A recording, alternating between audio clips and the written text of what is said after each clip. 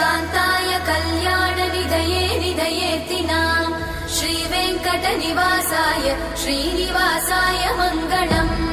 लक्ष्मी सविभ्रमालोकसुभ्रूविभ्रमचक्षुषे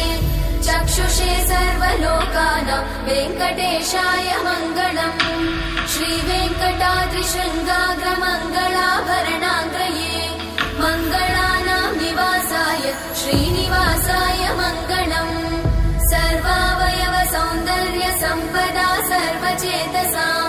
सदा सम्मोहनायास्तु वेङ्कटेशाय मङ्गलम् नित्याय निरवध्याय सत्यानन्दचिदात्मने सर्वान्तरात्मने श्रीमद् वेङ्कटेशाय मङ्गलम् स्वतः सर्वविदे सर्वशक्तये सर्वशेषिने सुलभाय